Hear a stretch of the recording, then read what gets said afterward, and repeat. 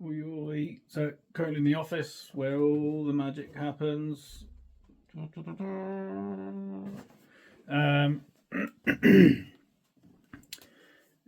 going to run you guys through all the plumbing for my new tank. So I've told the tank apart and we're going to go through all the plumbing. It's time to replumb the 1500. How it used to sit was I used to have a reef mat here. I've changed that now. I'm not using the reef mat anymore. This is just temporary until I get around to 3D printing a basket. So what used to happen was my return pipe would end here. Then I've got a plastic hose coming from that into my return pump, which was there. Then I had one of these going into the reef mat and the other one going into this back section here and then overflowing and doing its thing across the rest of the sump.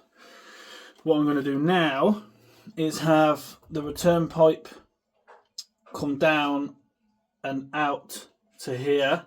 Then I'm going to tee it off with a bulk valve on it. Then another tee, and then it's going to go down into the return pump. The reason for the tees is that beforehand I had 3 extra pumps in here. One for the UV sterilizer, which was sat across the back. One for our aqua vault, which holds the media. It's like I'll show that in a bit. And another one was for a algae reactor. But now I'm going to have the return pump do all the work for all 3. So I'll bring you back when I've got a bit of work done. I've made a bit of a mess, but it's coming along. So it's going to be up like this. It's going to sit just like that. So you got the valve on the right, that one. That's going to be to slow the flow to the tank, which in turn will let the flow come through these into stuff like the UV sterilizer, algae reactor, aquavolt, whatever I've got in here. And then it's got the return pumps back in, straight into that back chamber. That'll overflow into the soon-to-be basket, but right now Tupperware pot. But yeah, this is just a dry fit. It's just getting all the screws in and everything ready. So what I've decided to do, just for ease of use really, is put a cable tie on a hook. Reason being is if I ever need to take it down, I don't need to unscrew any screws or anything. I can just literally hook this off, unhook this from the hook. If I ever have to do any maintenance or anything like that. Obviously this whole section here will come apart from the main section using the ball valve here. Using this valve. So I could take that whole section off separately to that, and same with these. I can take that section off, yeah, etc. But yeah, I think it's coming along. This is going the wrong way. Okay, then that'll do. Yeah, so the way I've got these plumbed up in the weir, this one is lower down in the weir. So let's say this is my weir, this wall here. The one with the ball valve on it is like here, and I will have the ball valve so the water slowly rises in the weir, as slow as possible. Then the second one, this one here, that has no ball valve on it, and it sits in the weir about this high. So the water will come over the weir, initially drop all the way down, fill this. The water will go into this one here, slowly rise because I've altered the ball valve so it to be a bit closed. So the water slowly rises and gently trickles into this one here, where it should be completely silent. No air being pulled through whatsoever. I might put depending on how loud it is when I set it up, I might put a drop on this, so 290s, just so the water collects here and then drops down. Depends how silent it is, etc. But yeah, that's pretty much it set up. I'll put some more plumbing on it and see where we go. So this is the pipe that I used to have for my return pump. So it went from there. There was a pipe coming down onto it, all the way down and then into the return pump.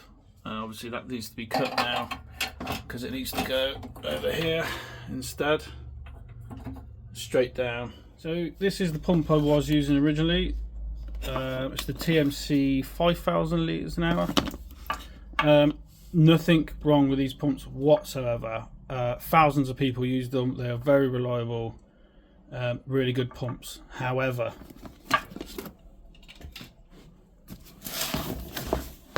we've used these.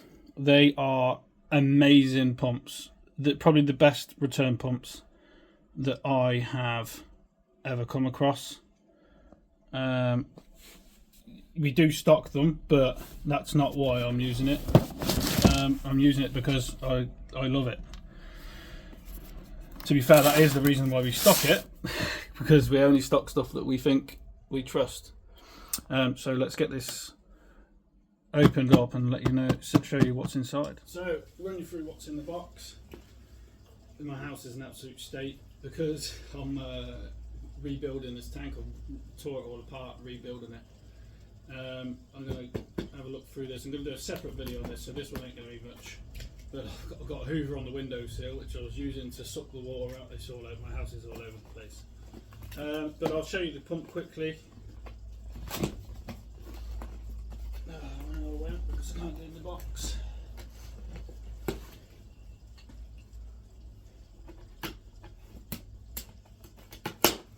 Classic pencil for every job. Oh God.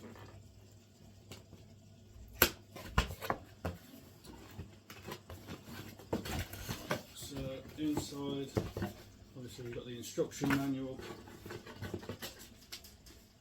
quality and control department, whatever that is, and you got the pump, which is an absolute beast. Just to don't even know where that goes. Just to give you a sort of size reference, just how fucking decent these pumps are. That's it compared to size comparison. Yeah, so that's the difference to the TMC. And like I said, they're fantastic pumps. Yeah, I'll show you what else is in there. This thing, not even too sure what that is yet. Some sort of pre-filter before it goes into the pump. Yeah, nothing in this bit here. All the little bits and bobs. So the controller. Loads of different nozzles. And then the PSU and the lead. That's what's in the box. That's what I'm setting up. So I figured out what this is.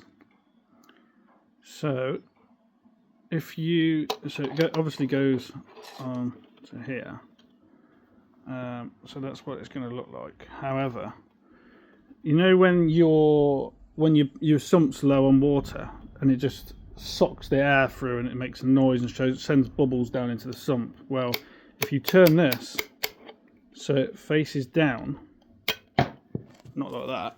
If you turn, so inside here, you see it's got this. So if you turn that so it's facing down, then it's only ever going to suck water from that level. So theoretically, the water level could be here, and you'll still be absolutely fine, not sucking in any air.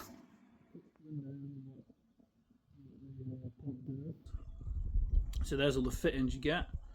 So you get 2 of those fittings because you can also have a tube going in, the tube coming out if you wanted to empty something or whatever, you know, useful.